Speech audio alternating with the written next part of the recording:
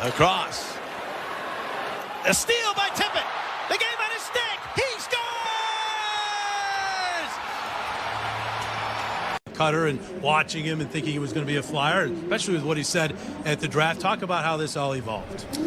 Yeah, he didn't want to be a Flyer. This is episode 104 of the Liberty-O. Danny Deemer here with Chris Stumpo. Holy actual fuck, dude. What just happened? What an eventful day to be a Flyers fan. I mean, I was so dialed in on the game to begin with, like before the news dropped. Yeah. And after the news dropped, I couldn't focus on the game one bit. I actually ended up falling asleep. Like, I just could not focus on that game. I was only focused on the trade. Break it down for us. Not a second of the game was I watching after that went down. It was in the middle of the first period, too. An absolute fucking bomb in the middle of the first period. But to break the trade down real quick before we get into any actual reactions, I can't believe I'm even saying this. It's so fucking weird still. The Flyers have traded Cutter Gauthier to the Anaheim Ducks in exchange for Jamie Drysdale and a 2025 second-round pick.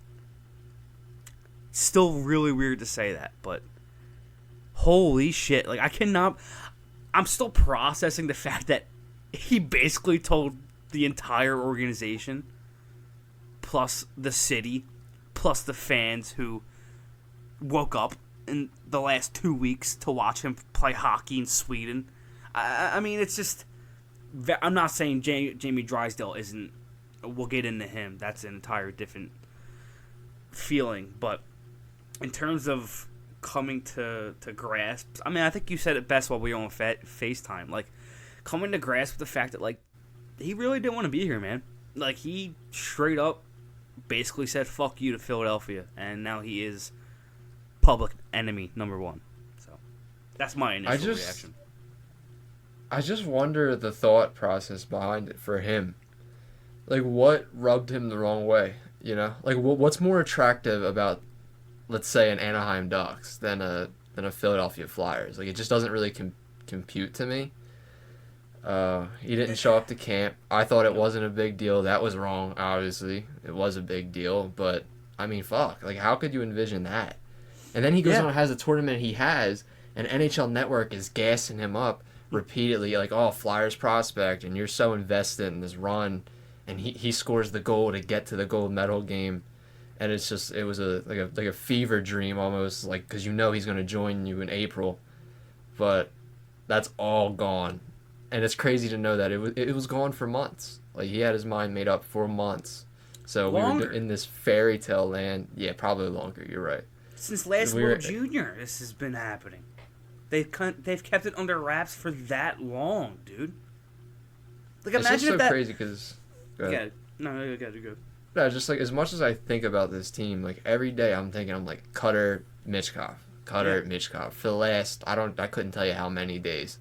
And it's just, for that to get, for a wrench to be thrown in that already, I'm still in shock over it. Like, that was the duo of the future to me. Yeah. And it's insane. My initial reaction, just on the fact that this has been a thing since the last World Junior, is shout out to the Flyers organization. And not just the Flyers organization, but shout out to all the organizations that Danny and Keith Jones have been interacting with. I mean, Keith Jones said it on the broadcast in the middle of the game. If that gets out, the fact that Cutter Gauthier doesn't want to be in Philadelphia, and I understand he had a big World Junior, best forward in the tournament, yes. If that gets out, that completely tanks all trade value, right? And then you're working at a place where you're not getting a Jamie Drysdale in return because other teams know in the position that you're sitting in. And I'm not saying Anaheim didn't know. I mean, something has to be going on for you to be even entertaining trading Cutter Gauthier, right? So, I mean, the Ducks aren't dumb. At least that's what I like to think. But in terms of the actual rumor, I mean, I guess it's not a rumor because it was true, but the actual fact of Cutter Gauthier not wanting to play in Philadelphia didn't get out for a year. is incredible to me. And shout out to Danny Briere and Keith Jones. Like, Keith Jones went to Sweden to try to like talk to him in his camp and basically got the cold shoulder the entire time. But shout out to them for recognizing what's happening, not playing any more games than have already been played, and making the deal that they did and getting a guy like Jamie Drysdale back in return. Plus a second-round pick in 2025, which that's nice too. But shout out to those two. The transparency, Danny. I mean, we'll get into it as we talk more. They handled that as well as they could have possibly handled that given the situation that they were in. I mean, right in our faces, right? I mean, the last regime does not do that, Danny. Danny Briere talks first, and then Keith Jones is right on your TV the next intermission. That's all we ask. I just like how it didn't leak either. Like, I like how it was a bombshell to us, and that just speaks to how Loctite the doors are now. Because, I mean, dude, we knew Giroux's no team trade list. Like, we knew the entire list of teams. We knew exactly where he wanted to go as fans. Like, that's a problem. For weeks. That's a problem. For weeks. Like, you compare it to this, and it's like, not only were they protecting him, they're protecting his value, they're protecting the fans, honestly. I mean, that just kind of would have been some sour grapes over an otherwise feel-good season. I just still, I sit here, and, I mean, we're actively talking about it, and it's just, it doesn't feel real.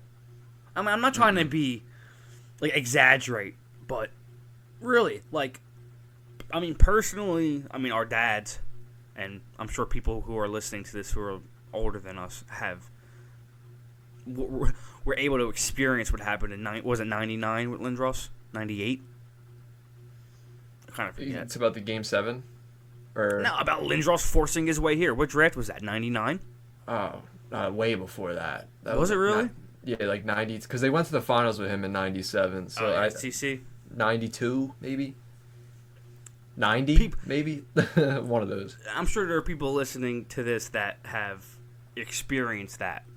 And for us, I mean, you don't really see it that much. I mean, we saw it Adam Fox, he kind of like, but like for a guy who got drafted into the top 5, top 10 to do this, I mean, you don't really see it a ton. You know what I mean? So yeah, it's not like we're a scrub either. Like, we are the Philadelphia Flyers. And I like how they said that. Like, if you don't want to be a Flyer, you're not going to be one. Like, yep. We're done being desperate. We're done. Like, I like how the brand's just kind of getting back to reality now. Keith Jones, like I said, like the transparency with all of this. I mean, since everything's been redone in terms of Keith Jones and Briere coming in and Dan Hilferty and everybody, what they did tonight, aside from the actual trade itself, just being there and talking to the fans and respecting everybody, you know what I mean? It was just like they don't treat us like we're dumb. You know what I mean? Keith Jones knows what to say, he knows what to do, and I thought tonight was a great example of, what did you say to me on text earlier about how before it like set, like they used to set like really bad precedents with how they went about stuff, and with the way how they did tonight is just it sets a different precedent, in my opinion. You know what I mean? I remember saying on FaceTime to you, I was like, I need answers for this, like, now. Yeah. And they gave us answers. They both were there. They both spoke. Like, I think Briere had like a 10-minute interview. I watched the whole thing. Mm-hmm. Yeah, that was long as shit. That's all you could ask for. And they respect the fans. They realize how big of a move this is.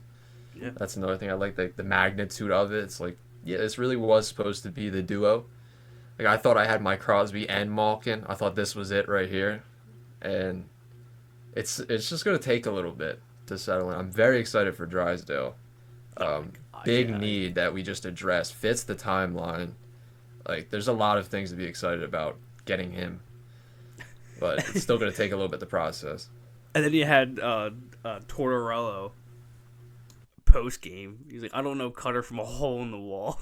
He was like, I don't really want to talk about Cutter. I want to talk about Jamie because that's who wants to be here. And the fact that Jamie's already on a plane to Philly and will be at practice tomorrow in Voorhees is great to hear.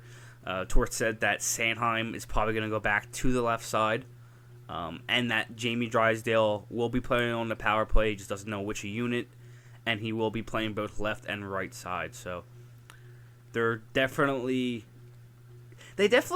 have been looking into this for a while because of the way they talked about Drysdale. I mean, all three of them today. I mean, Briere, Jonesy, and Tortorella. Like, Tortorella was already talking about like what he wants to change in his game, like what he wants to get him doing more of. You know what I mean? And you don't say that about a guy that you just traded for 20 minutes ago and you had no idea was in the works. You know what I mean? So Torts has been looking at it. Torts has been watching game tape. And I do expect Drysdale to be in the lineup on Wednesday against Montreal. I mean, I don't see how he's not. I mean, if he's already practicing tomorrow, and I don't see why he wouldn't be in. I mean, I don't think he'll be playing in the top four. Maybe on the third pairing with Sealer. That would probably make sense, just to ease him into things a little bit. But in terms of being in the lineup, I mean, I think so. What do you think? Do you think he plays on Wednesday? I would hope. Yeah. Yeah. It's just sometimes just played a home game, and then we're about to have another home game. When was his last game played? You said he's already had an assist yesterday. So he should, today. By all accounts, play Wednesday. I mean, I don't see a reason why not. I mean, like you were saying to me earlier, like this isn't football. There isn't like a playbook. You just go out there and fucking play. But dude, did Torts really say that about Cutter and then Drysdale? Yep. That's crazy. That's been the theme of. I'm sorry. A reporter, just to give you a little bit more context with why he said it. A reporter was like, "Didn't you meet Cutter?" Because of that video of Cutter explaining, like walking up to Tortorella and being like, "Hi, it's nice to meet you. My name's Cutter Gauthier. I'm excited to play for you one day." He's like, "Fuck yeah, I'm excited. Nice to meet you too." He was like, "Yeah, didn't you meet him?" Basically, is what the reporter said. And Tortorella responded with, "I don't know Cutter Gauthier from a hole in the wall. I don't want to talk about him. I want to talk about the guy who wants to be here and is coming here, and that's Jamie." And then he went into like... Dude, I like that. Because Jones and Briere both said it. I think Jim Jackson said something along the lines of, like, Cutter Gauthier wanting to be a Flyer. And Jones, like, really sternly was like, well... He didn't want to be a Flyer. Like, you could just tell, like, they're pissed off the way that his camp handled that. Oh, absolutely. Oh, my God. You could just see it. The way they kind of threw him under the bus today, they fucking... The whole organization threw him under the bus today, Danny. Like, the top guy, like, Dan Hilferty was saying shit. I saw a video on the timeline. Keith Jones, you got the Briere, the fans, you got Al Morganning and Scott Hartnell on the pregame and postgame show talking shit, basically saying, I don't know why a kid who hasn't played in the NHL yet is sitting here making decisions like this, but okay. Brian Boucher during the game basically saying, I mean, I played here. Philadelphia is a great place to play hockey. It's just... it was cool. Like I said it on Twitter, it was the first time that you've seen Philadelphia come together since Pittsburgh made fun of Gritty. Really. Like, we've all been arguing with each other for the last how many months, and it's the first time that we've seen everybody come together and then be like, fuck this dude. You know what I mean?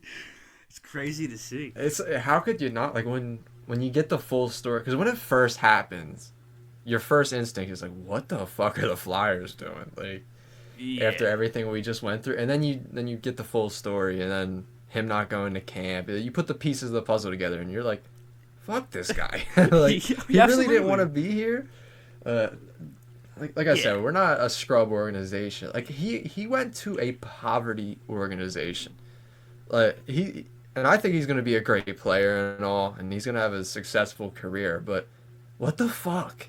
Like, you could have been in Philadelphia on TNT primetime, in the Metropolitan Division. You could have been a really marketable star to the game alongside Mishkov.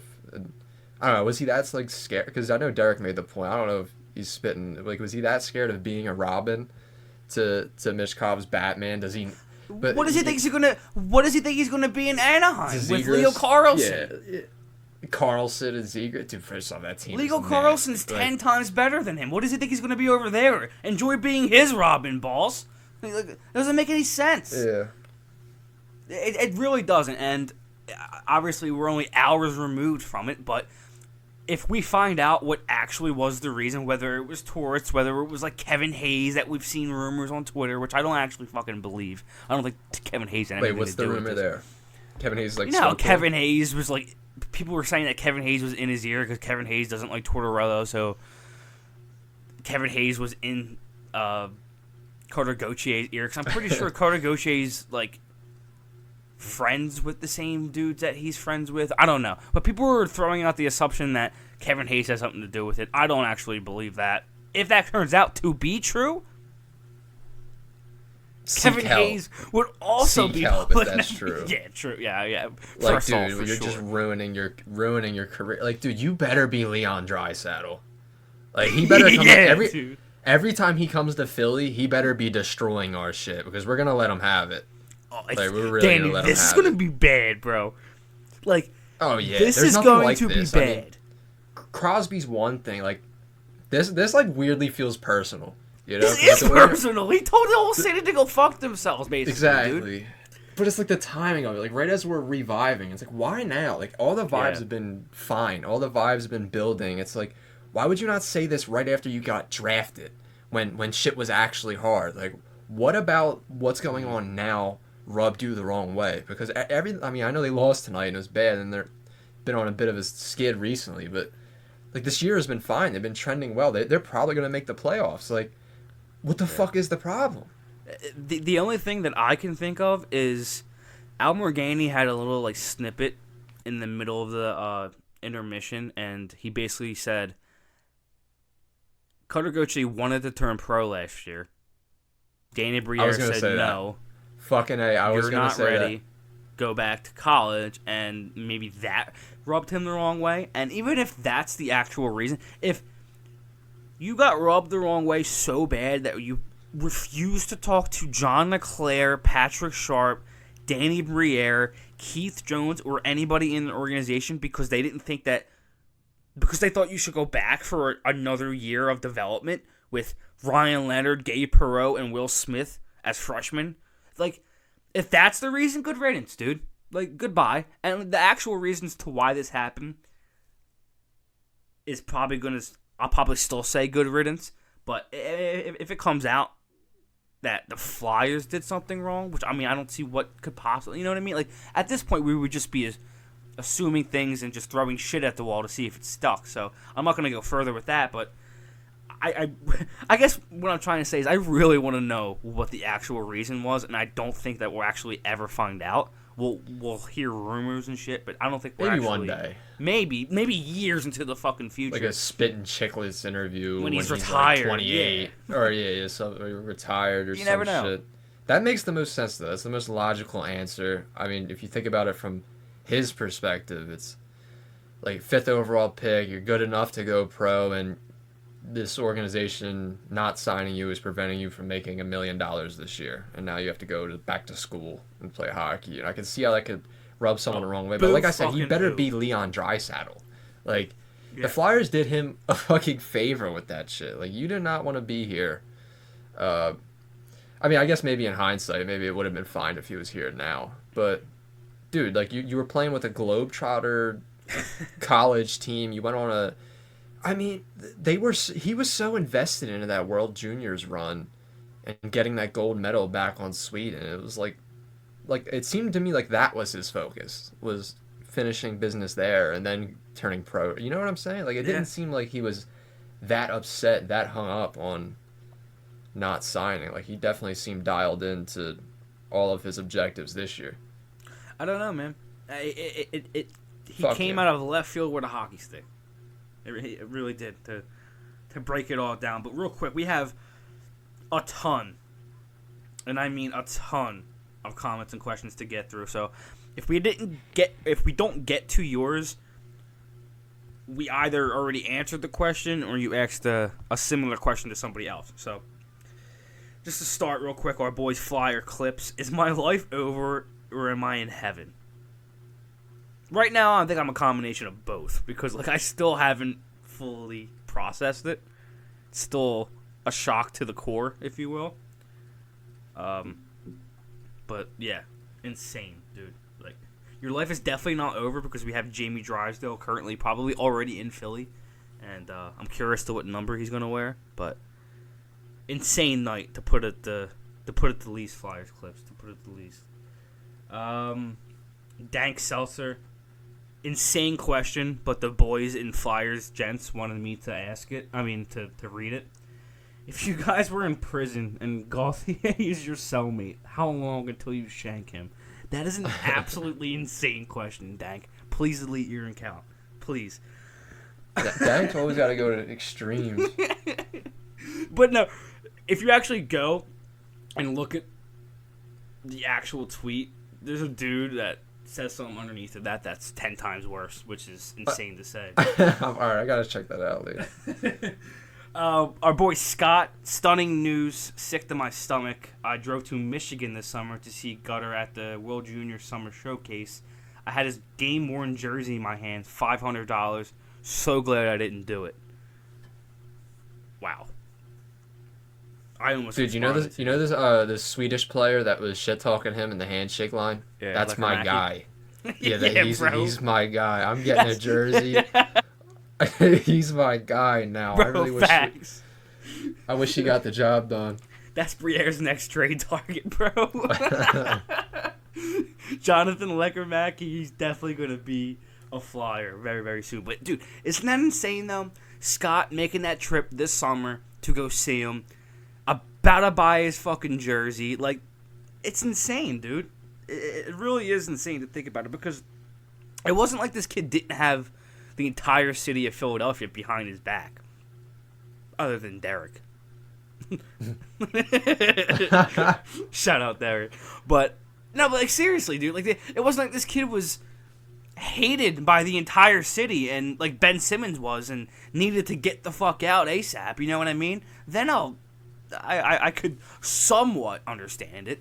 Yeah, but, like has he ever gotten a hate comment by any other than Flyers Derek? fan? No. Wait, did Derek's article force him out? It's like, shout out Derek. But no, seriously, man. Like, I don't know. Like, you would have thought something insane happened. I mean, maybe it did. We don't know because, like we just said, they keep shit under wraps pretty well now over there. So, who knows? Who knows? Jamie. hold on. I just want to fit just when it's beginning to feel real, too, Yeah. with Cutter Gauthier. I mean, that's why I said it stinks so bad because if it happened draft night, it's one thing, but we spent the last 2 years. Like, just last night, I'm thinking to myself, like, oh, it's January now. Come April, I might see 19. Oh, it won't be 19. I guess Hathaway can keep that number for as long as he wants now. Yeah, it's all yours. But, I was just thinking to myself, like, Gauthier and Burnt Orange in the playoffs. Like, it really could happen this year in a couple months. And it's something that, like, it kind of, like, kept me going a little bit. It's like, I want the team to stick through and make the playoffs so bad so I could see that. But now we're just going to have Drysdale for the full ride.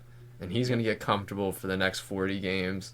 And he's just going to get integrated into that defense. And Shaw is going to get in the lab with him for the next 40 games. And yeah, I like it's something to get excited about. Absolutely. Like, they addressed a major need during the timeline, too. Like, that moves checks so many boxes. It really does. And he's It's also almost kind of perfect for their situation. I mean, for being backed in the corner, I thought Briere, I'm talking about, did pretty well with what he was dealt. Yeah. And we're not talking about the fact that Jamie Drysdale is joining an extremely high rush-centric team. Shout out to Derek, who said that in the group chat, like, not even 10 minutes ago, but it's true. Like, this kid is joining a team who creates 95% of their goals off the rush, who are probably, like, the top, not the best team in the league, but, like, top 10 in the league at just breakouts and getting 2-on-1s, 3-on-1s, and just, like I said, an extremely high rush team, and that's what Jamie Drysdale does best. He jumps up in the play, extremely high IQ, offensive skill. Like, this kid has a chance to be a 1D if he puts everything together. So It's really exciting because, like I just said, to be backed into the corner that they were, not leak anything, not lose any kind of trade value. It's an extremely impressive job by Briere, and it gives me hope for the future with the organization, if that makes sense. Yeah, we talked about wanting creative moves. It's there's another one right there. I mean, he has a couple. Not even from that aspect. I'm talking about just the pure aspect of just not having anything leaked. You know what I mean? Like that is a sign of an organization that you can trust, an organization that doesn't fuck around, an organization that does it the right way. So in terms of that, I'm very optimistic about who is leading this team now. Danny Briere, Keith Jones, Dan Hilferty, all these guys, man. 100%. Like, if there's leaks, they probably don't get a Drysdale. Absolutely not, and that's what we said the first 10 minutes of the podcast. Absolutely, like, it's shout out to them, and that's what Keith Jones said in the middle of the intermission. Thank you to everybody who kept it silent, because if that doesn't happen, this is completely different, and we probably don't get a guy like Jamie Drysdale back, and it's a really important thing to note with this whole thing, and I'm extremely proud of the way they dealt with it. It fills a massive need. I'm sorry. No, it fills a massive need this year and in the following years, which is the most exciting part about it. Is like he fills out that defensive depth chart for years now. Like you can have so much fun, I think, like writing up a mock lineup now. And the pieces are starting to come together. There was a lot of question marks on the defensive side of the things long term. And it's kind of nice to see, like, okay, York, Drysdale, like, that's something to fucking work with there. Like, that's very exciting. But go ahead, what were you saying? If Sanheim continues to be this Sanheim, I think we have 3 of the top 4 right now. Drysdale, York, and Sanheim. I mean, that's not a bad top 4. You get one more stud in there, and I'm okay with that. But it has to be this Sanheim. Or October Sanheim would be cool, because he's kind of cooled off in the last month-ish. But in terms of having a more clear view and addressing a need, absolutely, dude. I mean, this kid's 21 years old. He's a baby in terms of, like, defensemen and how they develop and stuff. So, extremely exciting stuff. Our boy Jamie, no question, just want to rant. Cutter is an immature little bitch who deserves a long, healthy career of disappointments. I hope he has a generational AHL career. Fucking whiny little pussy. Censor my comment if you're going to read it on the pod. Sorry.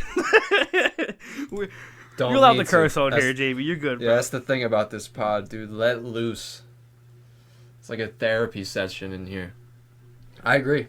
Yeah, I mean, I said worse off the mic, so it's... Yeah, I completely agree. I mean, I think everyone feels the same way, right? And it's not because of him dictating where he wants to go. Like, I saw somebody was like, oh, I didn't see Philly fans reacting this way when Eric Lindros did it in 92, 93. I don't know why I said 98 earlier. But how is that fucking different? I mean, the same. Explain to me how that's the same. I'll sit and wait, because it's not. That's not even remotely close to being the same thing. Imagine if Lindros waited 2 years, destroyed the junior system, and had Nordiques fans on Twitter hype his shit over him for 2 years, and then did it. Like, it's not comparable. And all the signs pointed towards he's going to sign with the Flyers. Like, yep. it wasn't, like, Lindros made it clear. He made it clear. Like, they took him anyway, but he made it clear. Cutter Gauthier did not make it clear. Do not take me, and if you do, I will not play for you. And they still took him, and this Cutter situation is just so much. I don't even want to. I mean, you just explained it. But yeah. You want a scenario? Yeah, I do. We talk about one day down the line, maybe Michkov versus Bedard in a cup final. I mean, Michkov versus Gauthier in a cup final one day is must-watch TV. Well, it would be, oh my gosh, dude! Like their prospects are insane. It would be like imagine they fully develop and they fill the team out a little bit and they get to that level and we get to that level. That would be so fun, dude. It'd be insane. Be so cool. Like, him getting booed in the finals. Oh my god.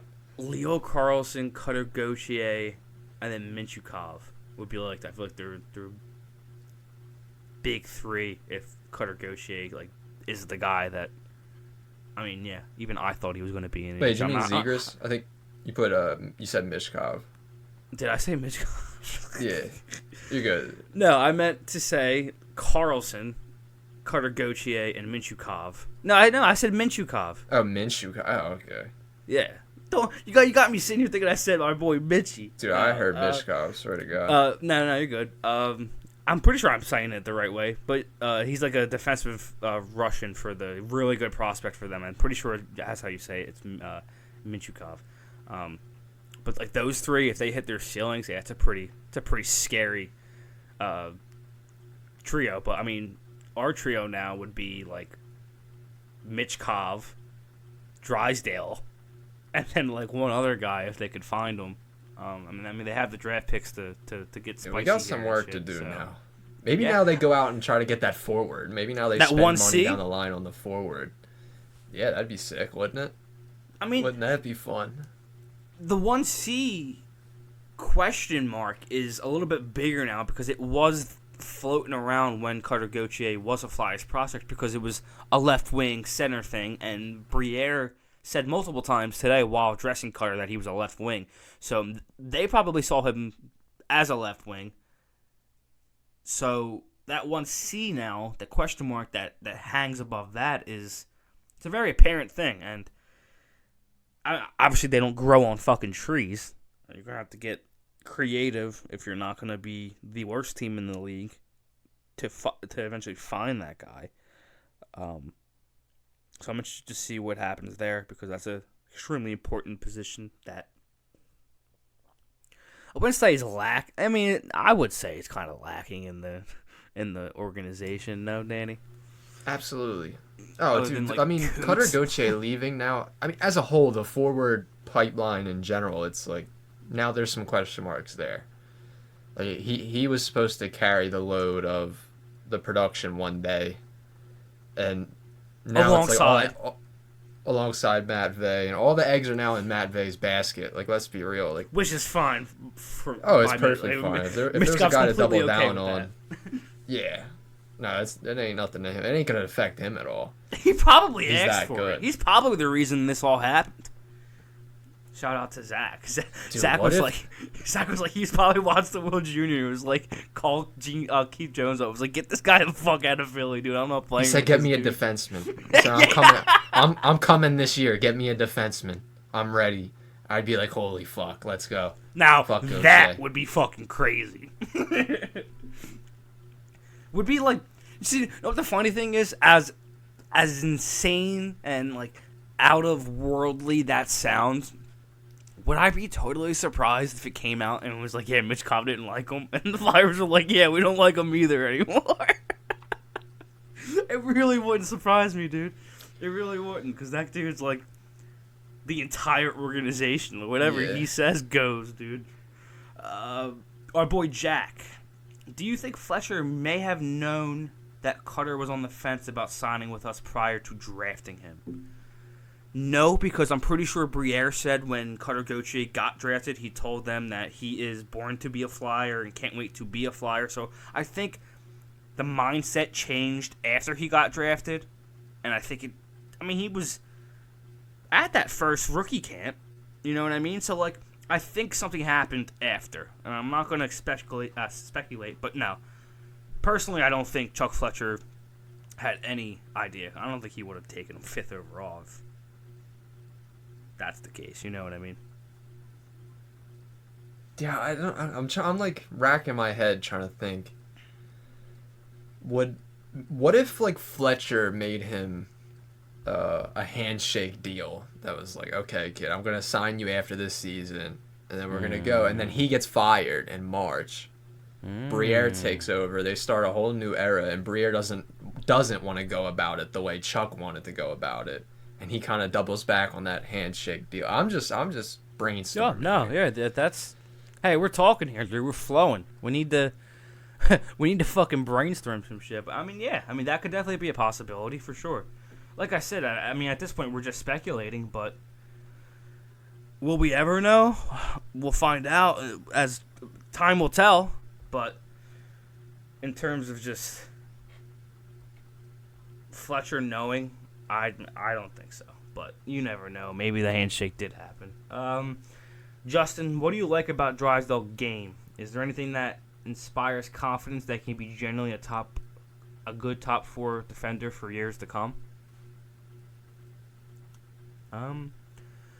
Absolutely. I mean, I don't think it has to be explained why Jamie Drysdale has a ceiling of a number 1 defenseman. I mean, if he hits, and obviously we're talking about ceiling here, ceiling and what he actually will become. Yeah, like he's 21. Things. Yeah, ceiling, he's a number 1 defenseman, offensive defenseman who puts up 70-ish points, 80-ish points a year.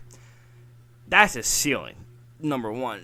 In terms of being a top 4 guy, I mean, it's not hard to see why. I mean, he skates like the wind, floats, basically. I mean, he's an extremely good skater. I'm not calling him Kel McCarr, but they skate kind of the same in terms of just being their edges and how they float in the blue line. Can quarterback a power play in his sleep. So, I mean, he'll be on one of the units. I hope it's the top one. Should be the top one. But extremely high IQ. Always makes the right play with the puck. Great first pass out of his zone. Quick. Like, I just love his edges. Extremely small. I mean, he's just he's a good player. Hasn't had the best luck with injuries his first couple of years. Is on the smaller end. He's only 5'11", but I don't just think another guy who activates offense on a team. Mm-hmm. Jumps on a play. Yeah, that thrives on activating offense. I mean, that's basically the identity of this team. Like, I'm trying to picture a York Drysdale pair, like how fluid that's going to be in terms of just activating the play. It's going to be a seamless fit, or it should be. That kind of runs into another question. Ava, Carter Hart fan. Are we going to trade a defenseman, and if so, who? And that's interesting, Danny, because now we have a lot of defensemen, and I mean, obviously, we always had the question mark whether or not Sean Walker is going to get re-signed, whether or not they trade him. I mean, Ristolainen has been thrown around there a couple of times.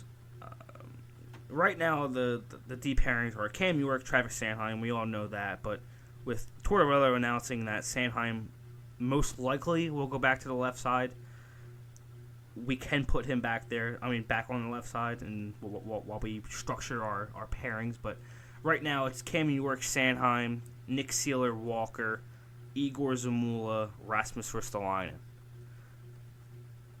That's a lot of defensemen. Do they... I mean, Zamula would have to go through waivers, so I don't think he's going anywhere. Do they trade him? I don't know. Nick Seeler, I don't think he's going anywhere. I think they want to keep him as long as they're in a playoff spot and fighting for a playoff spot.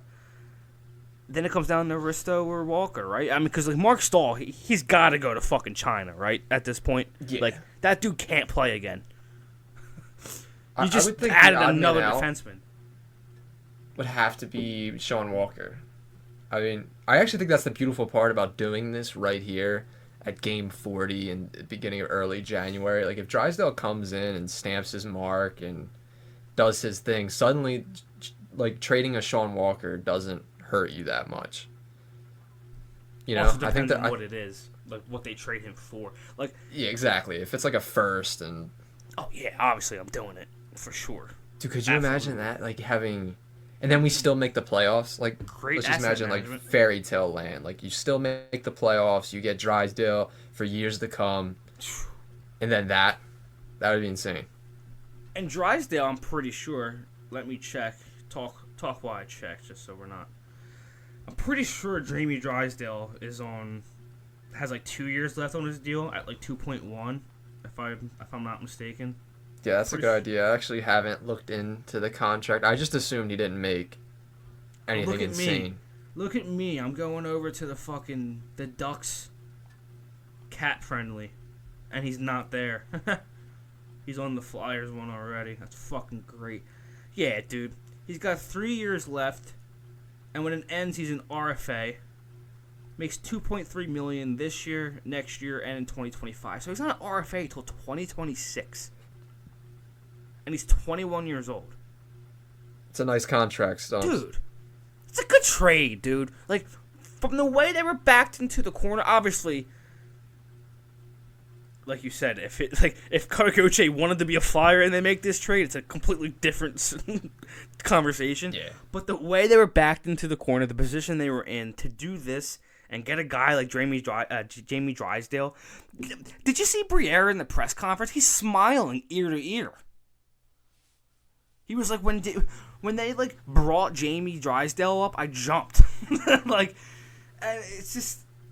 Oh, man, the more and more me and you sit here and talk, the more and more I'm excited for Drysdale, to be honest with you, and the more and more like I said, he's 21, man. He's fucking 20. He's a baby. Dude, York, how old's York? 23? 23. I mean, put that in perspective. Like, he's a toddler. He's a toddler. It's a great point.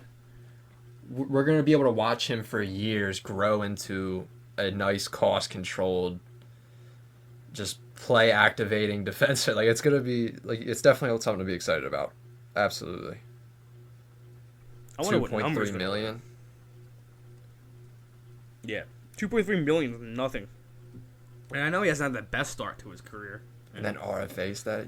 So we could be in a scenario where York, Drysdale, let's say, all right. So Travis Sanheim, you have him locked up. Like, there's gonna be no contract dispute with him or whatever, and then you have Drysdale and York, who are both RFA controlled underneath. Like, that's really nice, man. Like, when the time, and they're both a year different too. So York's gonna have his little roadblock with it a year separate from when Drysdale. So it's not all gonna sneak up on the Flyers in the same year. Dude, that's a sweet setup. That's definitely something to be excited about. Jake Cornelius, do you see the Flyers making a move to clear some space for Drysdale to play when he's healthy? Oh, all right. No, I'm not even gonna. He will play. He is healthy. I don't really understand that question. I think in the end, it was a perfect storm of Cutter Gauthier having good World Juniors, being on the international stage, and him getting healthy at the same time. Was a perfect storm for those two teams to finally lock it in and be like, fuck it, let's just do it right now. Yep. Like, time couldn't be better. Gauthier's stock couldn't be higher. The kid's finally healthy. Because they were probably talking about it for months, but he was probably rehabbing, and it's like, whatever, we'll revisit this Yeah, when because he he gets just healthy. came back like a week or two ago. I remember seeing a video. Yeah. It was like Drysdale, Zegras, and Minchukov all came back on like the same practice. It was like a big video of them coming back on the ice, so... They were probably just waiting for that. And then Absolutely. Anaheim saw the tournament Gauthier had, and both parties were probably like, They were okay, like, all right, the time you know is what? now. He's still not answering you? Okay, let's make it. Let's do it. Absolutely. Garrett, how does this trade affect the upcoming draft? Does Danny package Florida's pick and Philly's pick to get back up into the top 12 and get another top prospect? And that's interesting, dude, because... Danny, what boat have I been on since before the Mitzkov draft about this draft coming up? And how I think Briere is going to do what with these picks? Stack up picks in an effort to move up and get a guy he really likes, right? Absolutely. And I think this, as Garrett so kindly points out, further implicates that, no? Yeah, I'd say so. Because what did you just say about the forward prospect pool now that Cutter Gauthier is gone? There's definitely some holes to be filled long term if we're going to be a contender. So absolutely, Garrett. I personally think, and if I'm thinking it, and when you're thinking it, I'm sure it's crossed Danny Briere's mind that if you can find, I mean, obviously it's not easy to do. It's not as easy as fucking NHL 24 and you know what I mean, and doing a quick trade there. But it's if he can find a way to package Florida in our picks and maybe a player, Scott Walton, somebody, you know what I mean? Like, yeah, then that's how you can get creative and land a prospect that maybe doesn't want an RFA that doesn't want to re-sign with his team. A young RFA center. You never know what happens. You never know when a Cutter Gauthier situation will arise. You never know when a player's like, you know what, fuck this fucking team. And you know what I mean? It happens all the time. It happens. I'm not saying the draft shit happens where guys just like, yeah, I'm not getting drafted there. That doesn't really happen. But RFA shit where the guys are just like, you know what? Yeah, disgruntled player, wants Alex to go to a DeBrincat different just market. happened. Matthew Tkachuk. I mean, like, there's examples of this, I think, that float around once Jack every... Eichel. I mean, that was a little yeah. different situation with his neck surgery, so I can't really add him to that group. Yeah, like, same concept, though. Like, once every 3 years, there's an opportunity. Like, if you're open to it and you have the resources available as an organization, there is a disgruntled RFA out there who is probably elite and could join your team if you're in a position to do that. But you got to be in a position to do that. And for so many years, we weren't. And our back was against it. And Chuck, I mean, that guy was brutal. Especially when, like, dude, the JVR dead money thing. Remember that? Him not being able to offload JVR to make some money. And he had 2 seasons to do it, basically.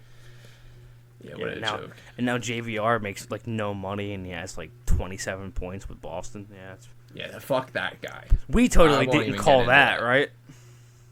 Fuck that That guy. totally wasn't going to happen. Sean O., are y'all okay? No, I'm not. But I appreciate you asking me, Sean. I really do. I was literally, like, shaking for, like, 20 minutes. Like, I had so many fucking people texting me, like, my friends who, like, want to know what the fuck's going on. I was just like, let me breathe for 10 minutes, please. I'll text you back. Holy fuck, dude. Like, that was I thought you were trolling me. Like, when you sent it to I genuinely thought I was thought trolling you were myself, dude. I clicked you should on have it. seen me. I was clicking in and out of the tweet. Thinking it was like a fucking a fake tweet. I was like, damn, this is a really good fake tweet. I was like, I must be getting old or something. I was like, because, dude, this is fooling me. Like, this is a really good fake tweet. And then I just kept clicking on the profile picture of the tweet, and it kept taking me to the actual Flyers account. And I was like, wait, did they actually just trade Gauthier? Insane, like, right now? Dude.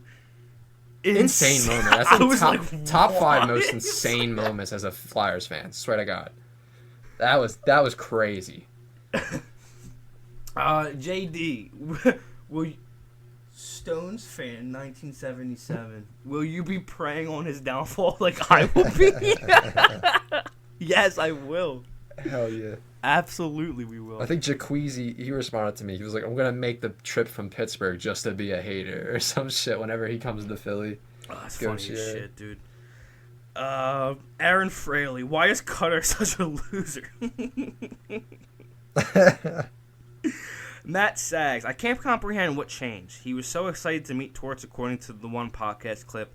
I really hope the return we get is worth it. However, it seems like he's lazy, egotistical, and doesn't play a complete game. Don't need drama once Mitchkov is here.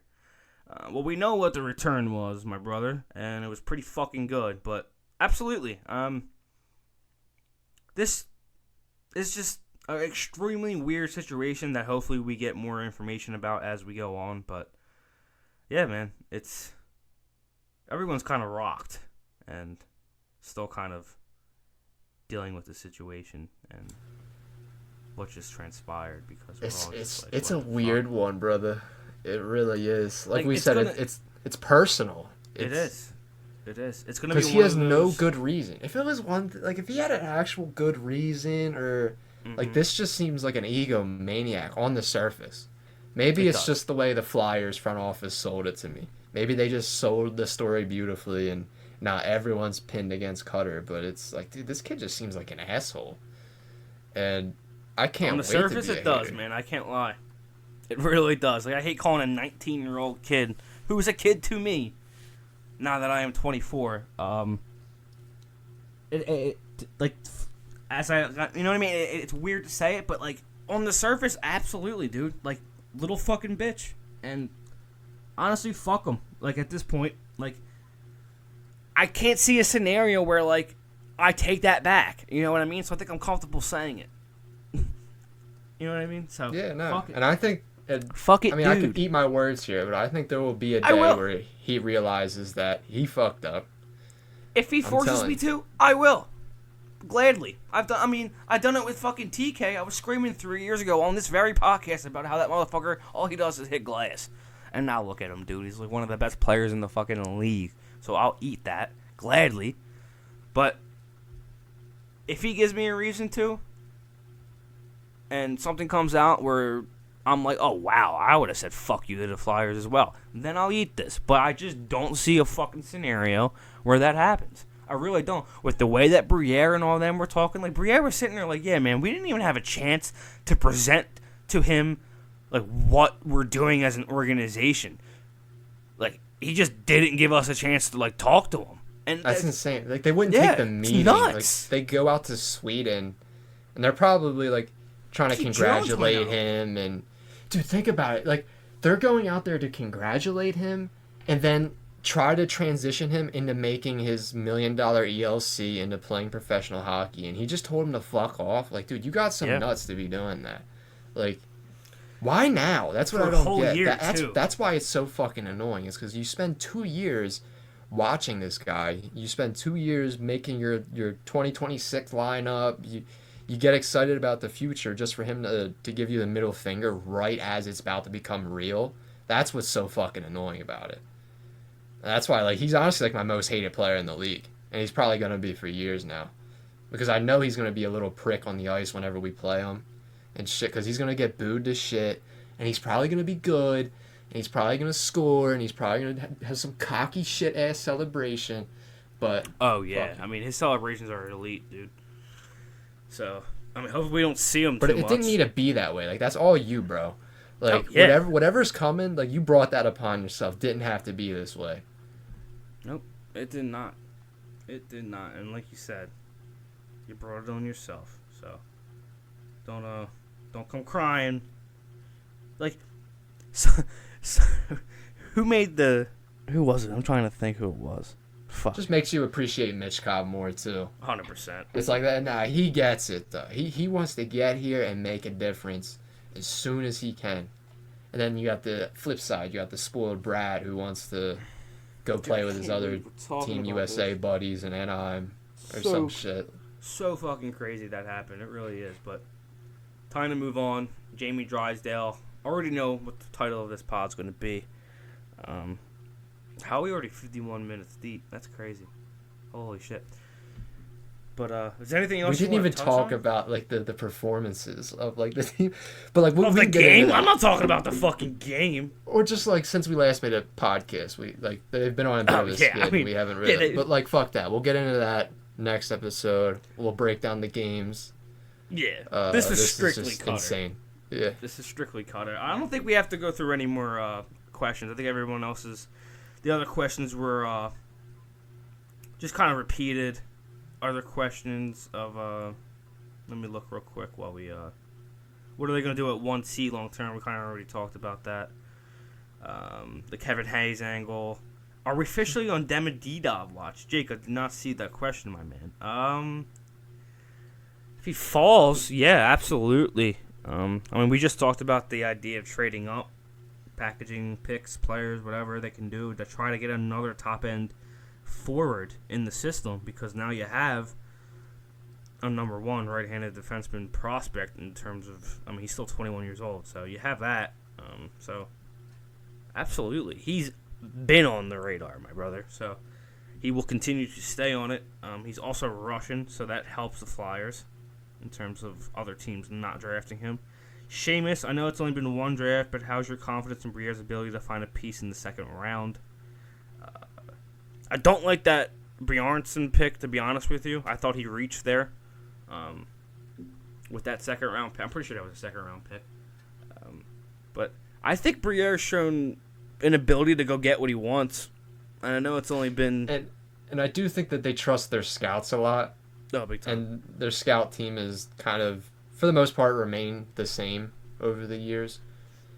So I think...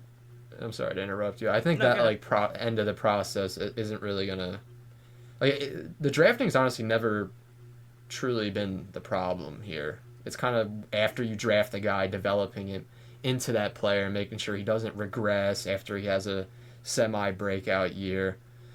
Weirdly enough though, like drafting and finding late round steals they've kind of been good at it. So. Yeah, I mean, especially, Jameis, you made a good point. It's only been one draft, so, I mean, take this all with a grain of salt, and most of these guys I name won't turn out to be full-time NHL players, but Denver Barkey, third-round pick, I mean, that kid has been unreal in the juniors.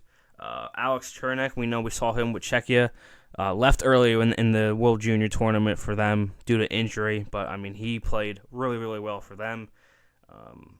Carter Sutherland, guy that Derek really likes. If anybody wants to read about him, go on Derek's page on X, and you'll read a ton about him. But there have been a lot of picks in the later round, not a lot, but I mean a few picks in the later rounds that are going to be really interesting as they develop for Briere. I mean, obviously you have Bonk as the pick after Michkov too, so it's another right-handed defenseman in the system. So yeah, dude, we don't have a lot to go back and look at in terms of Briere's second round draft picks because his only one is Carson Bjornsson, and I thought that was a reach for where it was, but I could be wrong. I'm not a goalie guy. I've never claimed to be a goalie guy. I think goalies are like the hardest position to develop and look at in terms of what can they be in 5 years because you have no idea with goalies. No idea. I don't even try. They could have the most insane season 1 year. Yeah. And then be terrible for the rest of their career, and you have no idea why. It's so and as a fan, they're the most frustrating thing to watch because you can't really, unless you played goalie, you can't really form accurate opinions and take accurate assessments of like a goalie's play. Like outside of like surface level shit, like you're like, oh, Hart needs to have that one. Well, like no shit. Yeah, but, thanks.